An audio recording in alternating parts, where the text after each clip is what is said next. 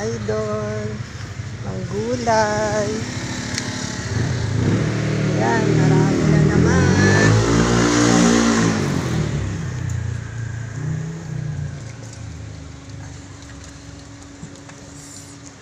Ayan, sinin natin.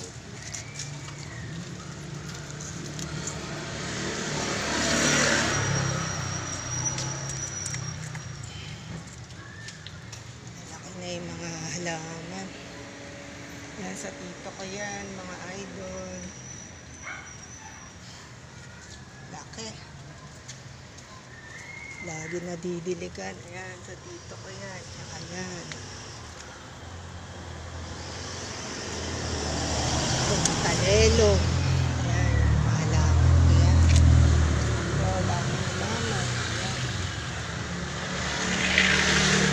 Ayan. Pitasin na natin ang talilong. Pangalawang pitas natin mga idol. Bilis siyang mamunga.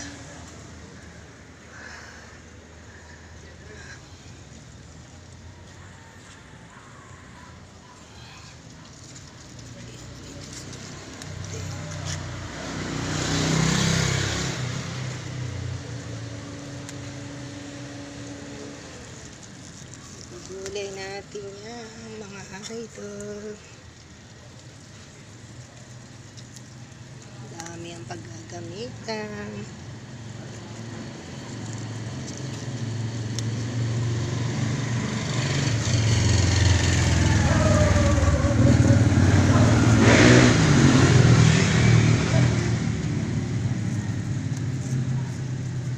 Dahang bawasan dahil madami na naman.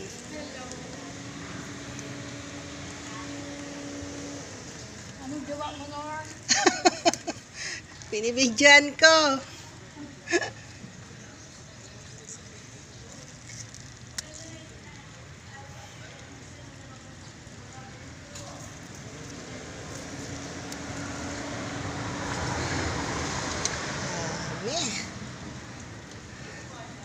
Maganda, may tanim na mga gulay.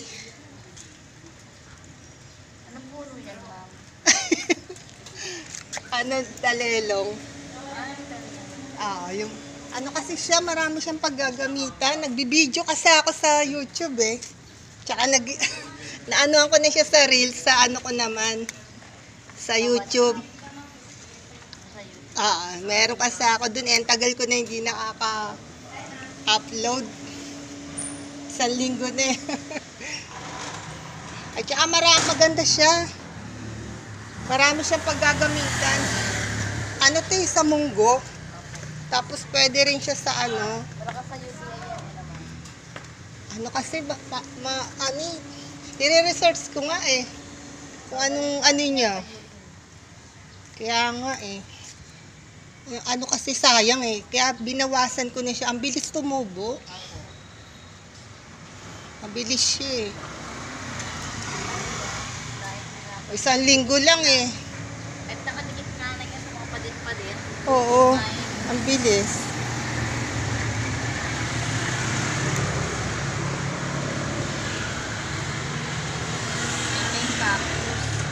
Tsaka ano siya, tawag dito. Pwede mong isalad kasi sinalad ko na siya. Ang sarap eh. Ang dami. Tsaka sa munggo talaga maano siya. Maganda siya. Maganda kasi naaano siya sa ano, sa paso. Nabubuhay na.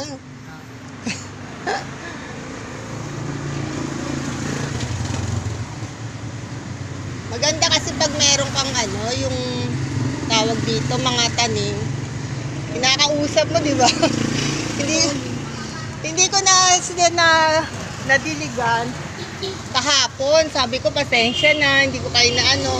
Kasi di ba pag linggo maraming mga tsaka stress ka, magugulo, di ba? Kaya pagka Monday naman, Wala kayong aloe vera, di ba? ito kasi ano eh, kay Papa to eh. Yan. Ayun naman, sa tito ko yan. Madami rin siya sa taas. Ay naman nung time ng plantitas. Ayun. More on... Marami na kasi, kailangan kasi pagka once na nag-aano ka, huwag ka masyadong gagaya. Para kasing, magsasawa, di ba? Kailangan may sarili kang idea pagka ano ka. Hindi yung porket nag-ano lang sila, di ba, gagaya ka ganun, di ba? Nauso nga, di ba, yung mga pag-ano. Kaso puro naman mga, tawag dito, kailangan haluan mo ng gulay. Huwag yung puros bulaklak, di ba? May bulaklak nga nakakain, nasa salad. Herbal, panalo. Oo, panalo. Kasi yung mga bulaklak, magtanim ka ng bulaklak, oo, okay lang. Pero pagka once na talaga may lupa ka, mga gulay talaga. Kasi pipitasin mo yun, di ba? O, pwede mo na. Kung bulaklak, okay din. Kaso haluan mo talaga ng gulay. Kasi iba talaga yung meron kang vegetable. Kasi pag nagutom ka, di ba? Pwede mo nang pitasin lang. Ilaga mo, sausaw mo sa di ba? Kaya nga kung yung iba, mag-ano lang sila ng paso, mabubuhay talaga.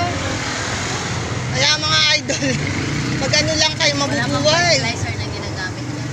Oo, kasi natural lang. Pag marami ka na naman, dun mo lalagyan yung sobra na mapuno yung ano mo, di ba? Pero kung Pero kung mga ganito, ano yan? Natural talaga di ba? Ayan, may lupa. Ano yan, natural. Kasi pag pangmaramihan na yung lalagyan mo siya, isprayan mo yung ganun. Para sa yun. Hindi kainin yung mga mo, di ba? Ayan. Madami na to. Ayan mga idol, madami na to. Thank you for watching. Ayan. May sabit bahay. Chikahan kayo. Oo nga, thank you for watching my videos. Maganda talaga pagka tawag dito.